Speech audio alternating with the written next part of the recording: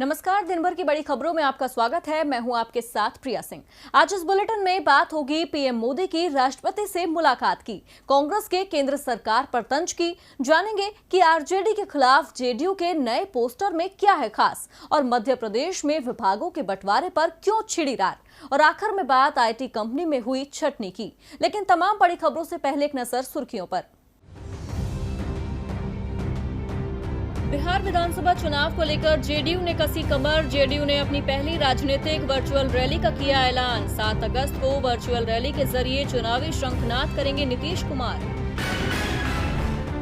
बिहार के कांग्रेस प्रभारी शक्ति सिंह गोयल का बड़ा बयान, कहा बीजेपी के साथ रामविलास पासवान को होगा नुकसान। महागठबंधन में आना चाहेंगे तो करेंगे विचार। बिहार की 243 सदस्यीय विधानसभा के लिए अक्टूबर-नवंबर में होने हैं चुनाव। अयोध्या में राम मंदिर निर्माण का शुभारंभ कर सकते हैं प्रधानमंत्री नरेंद्र मोदी।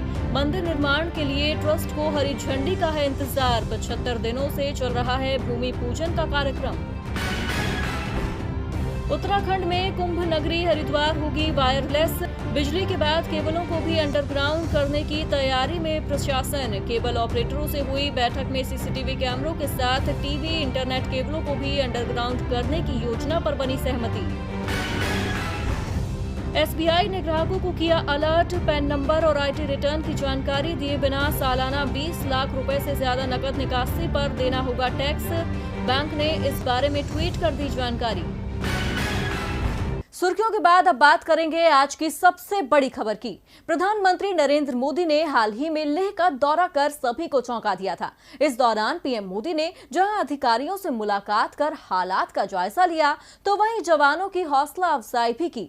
इसी बीच लेह दौरे से लौटने के बाद पीएम मोदी ने आज राष्ट्रपति रामनाथ कोविंद से मुलाकात की। इसी पर चर्चा के लिए हमारे साथ मौजूद है राजीव जी, लेकिन उससे पहले एक नजर इस रिपोर्ट पर।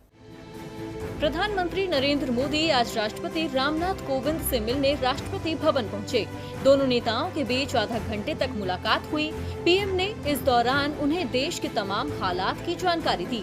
पीएम अभी हाल ही में लेह की यात्रा पर गए थे, जिसकी चर्चा देश विदेश सभी जगह हो रही है, और उन्होंने अपनी यात्रा के बारे में भी राष्ट्रपति रामनाथ कोविंद को बताया।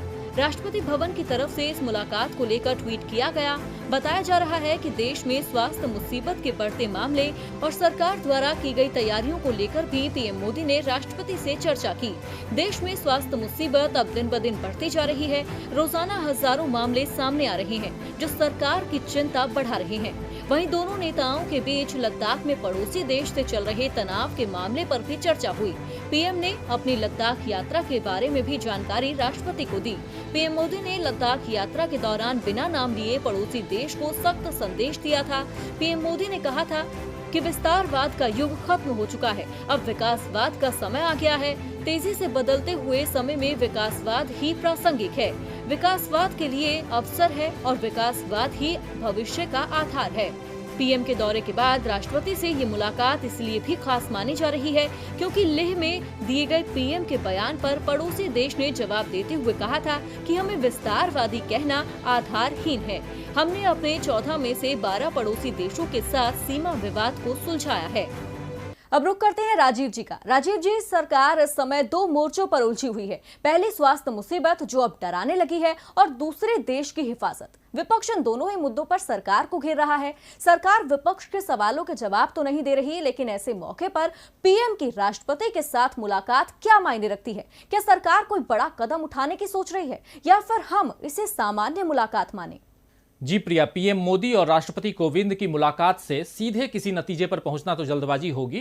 अभी तो ये सामान्य मुलाकात ही नजर आ रही है, जिससे देश के मौजूदा हालात के बारे में प्रधानमंत्री ने राष्ट्रपति को अवगत कराया है। हम जानते ही हैं प्रिया कि देश में स्वास्थ्य मुसीबत अब कितनी गंभीर हो चुकी है। इस वजह से अर्थव्यवस्था भी डगमगा गई है, और उस पर पड़ोसी देश के साथ बढ़ा तनाव हालात को और कठिन बना रहा है। लद्दाख की घटना के बाद प्रधानमंत्री और राष्ट्रपति की मुलाकात भी नहीं हुई थी। चूंकि राष्ट्रपति तीनों सेनाओं के प्रमुख हैं, इसीलिए भी ये जरूरी था कि पीएम मोदी राष्ट्रपति कोविंद को सारी बातों की जानकारी देते और पड़ोसी देश के साथ जो कड़वाहट पैदा हुई है उससे भी अवगत कराते। फिलहाल इस मुलाकात के बारे में राष्ट्रपति भवन ने जो ट्वीट किया है उसमें यही कहा गया है कि पीएम ने राष्ट्रीय और अंतर्राष्ट्रीय महत्व के मुद्दों पर राष्ट्रपति को जानकारी दी है। इस बयान के बाद किसी तरह का कयास लगाना फिलहाल जल्दबाजी होगी प्रिया। यही माना जा सकता है कि देश का मुखिया होने के नाते राष्ट्रपति को सभी बातों के बारे में प्रधानमंत्री को जानकारी देना चाहिए ताकि भविष्य में पूरी तरह सोच विचार करके कोई बड़ा कदम उठाया जा सके। वक्त की मांग तो यही है कि अभी देश में बिगड़ते स्वास्थ्य हालात और आर्थिक हालात को संभाला जाए और सरकार कोई ऐसा कदम न उठाए जिससे पहले से परेशानी झेल रही जनता पर और बोझ बढ़े। उम्मीद की जा सकती है कि देश के प्रधानमंत्री और राष्ट्रपति की इस ताजा मुलाकात से आम आदमी की बेहतरी के लिए कोई रास्ता निकलेगा। बहुत बहुत धन्यवाद राजीव जी तमाम जानकारी के लिए। बढ़ते हैं अपनी अगली खबर की ओर। देश और दुनिया इस वक्त स्वास्थ्य मुसीबत की चपेट में है। हालात चिंताजनक बने हुए हैं। अब भारत में भी इस मुसीबत ने अपना विकराल रूप दिखाना शुरू कर दिया है। अब तक रोजाना 15 से 18 हजार नए मामले सामने आ रहे थे, लेकिन आज 25 हजार से ज्यादा मामले सामने आए, जिसने एक बार फिर विपक्ष के हाथों केंद्र की मोदी सरकार को घेरने का मौका दे दिया। जी हां, बढ़ते मामलों को लेकर कांग्रेस ने मोदी सरकार को जमकर आज खरी खोटी सुनाई है।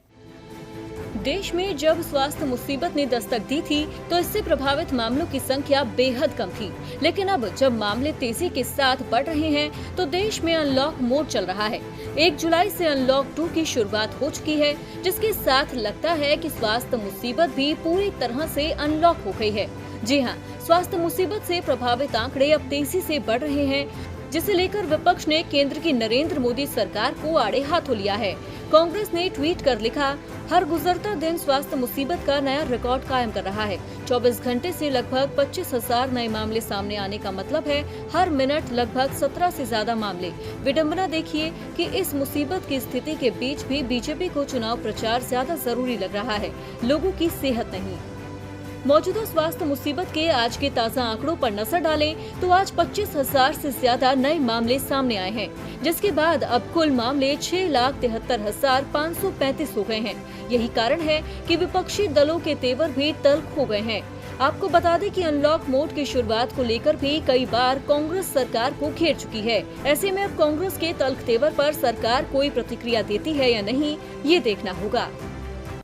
अब कांग्रेस जहां स्वास्थ्य मुसीबत को लेकर केंद्र को घेर रही है, तो वहीं विधानसभा चुनाव के मद्देनजर बिहार में जेडीयू भी विपक्षी दल आरजेडी पर बरस रही है। दरअसल आज आरजेडी के 24वें स्थापना दिवस पर तेजस्वी यादव ने जहां पार्टी कार्यकर्ताओं में जोश भरने की कोशिश की, तो वहीं जेडीयू ने एक पोस्टर जारी किया है, जिसमें आरजेडी के 24 साल को लेकर तेजस्वी को आड़े हाथों लिया गया है। अब इस पोस्टर ने सूबे में सियासी हलचल तेज कर दी है।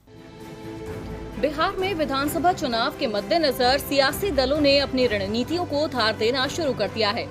सोशल मीडिया से लेकर वर्चुअल रैली के जरिए एक दूसरे की घेराबंदी की जा रही है। सत्ताधारी बीजेपी और जेडीयू जहां एक बार फिर से सत्ता पर काबिज होने का ख्वाब देख रहे हैं, तो वहीं महागठबंधन में फिलहाल खटपट नजर आ रही है। इसके अलावा आरजेडी में भी सब कुछ ठीक नहीं है। इसी बीच आज आरजेडी के 24वें स्थापना दिवस पर तेजस्वी यादव ने पार्टी कार्यकर्ताओं को संबोधित किया। इस दौरान तेजस्वी ने खुले मंच से पार्टी में मची कलह को स्वीकार किया। उन्होंने नेताओं और कार्यकर्ताओं को थोड़ा धैर्य रखने और आपसी मतभेद मिटाने की नसीहत दी। इधर तेजस्वी कार्यकर्ताओं में जोश भरने की कोशिश कर रहे थे, तो वहीं सत्ताधारी जेडीयू ने एक पोस्टर जारी कर आरजेडी के खिलाफ जमकर कटाक्ष किए। इस पोस्टर में आरजेडी के स्थापना के 24 साल में तेजस्वी की कथित तौर पर अर्जित की गई 24 संपत्तियों के खुलासे का दावा किया है। जेडीयू के इस पोस्टर में तेजस्वी यादव को फेलस्वी यादव बताया गया है। यही नहीं, इस पोस्टर में राष्ट्रीय जनता दल का भी नया नामकरण करते हुए उसे राष्ट्रीय जालसाज दल बताया गया है। पोस्टर के एक हिस्से में लिखा गया है कि धन कुबेर फेलस्वी की 24 संपत्ति, ये तो अभी झांकी है, फिल्म अभी बाकी है। जेडीयू के इस पोस्टर में दिखाया गया है कि किस तरीके से कथित तौर पर तेजस्वी यादव ने दानापुर, पटना, दिल्ली की न्यू फ्रेंड्स कॉलोनी, गोपालगंज के फुलवरिया जैसी जगहों पर कितनी जमीन गलत तरीके से अर्जित की है। ऐसे में अब जेडीयू के इस पोस्टर पर आरजेडी क्या जवाब देती है, ये देखना होगा। लेकिन इतना जरूर है कि चुनावी मौसम में ऐसे और भी कई पोस्टर अभी आने बाकी हैं। विधानसभा चुनाव करीब हैं, ऐसे में पोस्टरबाजी का दौर अब कितना और जोर पकड़ता है ये देखना होगा। वहीं देखना ये भी होगा कि शिवराज कैबिनेट के विस्तार के बाद भी सियासत में हलचल क्यों मची हुई है। दरअसल कैबिनेट विस्तार के बाद से एक सवाल सूबे की कैबिनेट को लेकर गूंज रहा है कि किस मंत्री को कौन से विभाग की जिम्मेदारी दी जाएगी। इस सवाल के जवाब को लेकर मंथन का दौर जारी है। कहा जा रहा है कि अब विभागों के बंटवारे का फैसला दिल्ली में होगा। एक रिपोर्ट देखिए। मध्य प्रदेश में मुख्यमंत्री शिवराज सिंह चौहान की सरकार बनने के बाद हर चीज में वक्त लिया जा रहा है। पहले शिवराज अकेले सरकार चला रहे थे। जब विपक्ष ने सवाल उठाए तो 5 मंत्रियों के साथ सरकार चलाई और फिर 72 दिन बाद अपने कैबिनेट का विस्तार किया। अब कैबिनेट का विस्तार 2 जुलाई को हो गया है, पर 3 दिन गुजर जाने के बाद भी अब तक मंत्रियों के विभागों का बंटवारा नहीं हो पाया है। विभागों के बंटवारे पर मंथन का दौर जारी है। दरअसल ज्योतिरादित्य सिंधिया अपने समर्थक 14 मंत्रियों में से ज्यादातर को महत्वपूर्ण विभाग दिलवाना चाह रहे हैं। वहीं बीजेपी के मंत्री अधिकांश महत्वपूर्ण विभागों पर काबिज होना चाहते हैं। इसके कारण गतिरोध बना हुआ है। इसको लेकर मुख्यमंत्री शिवराज सिंह चौहान ज्योतिरादित्य सिंधिया से कई बार बात कर चुके हैं। इसी बीच अब खबर है कि विभागों के वितरण को लेकर उपजे गतिरोध को दिल्ली में पार्टी आलाकमान ही दूर करेगी, जिसके चलते एक बार फिर शिवराज सिंह चौहान दिल्ली में चर्चा करेंगे। वो पार्टी के राष्ट्रीय नेतृत्व के साथ बैठकर ये मुद्दा सुलझाएंगे। बताया जा रहा है कि मुख्यमंत्री शिवराज सिंह चौहान बीजेपी के राष्ट्रीय अध्यक्ष जेपी नड्डा और संगठन मंत्री बीएल संतोष के साथ ही ज्योतिरादित्य सिंधिया समेत कई अन्य नेताओं से भी मिलेंगे। माना जा रहा है कि मुख्यमंत्री की इस यात्रा के बाद मध्य प्रदेश के मंत्रियों के बीच विभागों का बंटवारा हो जाएगा। कहा जा रहा है कि ज्योतिरादित्य सिंधिया अपने समर्थकों को परिवहन, वाणिज्यिक कर, महिला बाल विकास और सामान्य प्रशासन, स्वास्थ्य, वित्त और वाणिज्य जैसे महत्वपूर्ण विभाग दिलवाने पर अड़े हुए हैं। वहीं भारतीय जनता पार्टी का प्रादेशिक नेतृत्व इतनी बड़ी संख्या में महत्वपूर्ण विभाग सिंधिया समर्थकों को नहीं देना चाहता है। लेकिन दूसरी तरफ बीजेपी उपचुनाव के मद्देनजर सिंधिया और उनके समर्थकों को नाराज भी नहीं करना चाहती। ऐसे में अब पार्टी आलाकमान से मुलाकात के बाद क्या रास्ता निकाला जाता है जिससे पार्टी को बिखराव की स्थिति से बचाया जा सके, इस पर सभी की नजरें टिकी हैं। अब शिवराज कैबिनेट में किसे कौन से विभाग की जिम्मेदारी मिलती है, इसका फैसला तो बीजेपी आलाकमान करेगा। वहीं आज एक फैसला राजस्थान सरकार ने भी लिया है। दरअसल राजस्थान की गहलोत सरकार ने देश में बढ़ती स्वास्थ्य मुसीबत के मद्देनजर विश्वविद्यालयों की सभी परीक्षाएं रद्द करने का ऐलान किया है। एक रिपोर्ट देखिए। देश में मौजूदा स्वास्थ्य हालात का प्रकोप दिन ब दिन बढ़ता जा रहा है और इसी के चलते राजस्थान में राज्य सरकार ने राज्य में सभी विश्वविद्यालयों, महाविद्यालयों और तकनीकी शिक्षण संस्थानों में स्नातक और स्नातकोत्तर पाठ्यक्रमों की परीक्षाएं नहीं कराने का फैसला लिया है। आपको बता दें कि सीएम अशोक गहलोत की अध्यक्षता में सीएम निवास पर एक उच्च स्तरीय बैठक में ये निर्णय लिया गया है। इस फैसले के बारे में जानकारी देते हुए सीएम गहलोत ने कहा कि वर्तमान स्थिति को देखते हुए इस साल उच्च एवं तकनीकी शिक्षा के स्नातक और स्नातकोत्तर पाठ्यक्रमों की परीक्षाएं नहीं कराई जाएंगी। साथ ही सभी विद्यार्थियों को बिना परीक्षा के अगली कक्षा में प्रमोट किया जाएगा।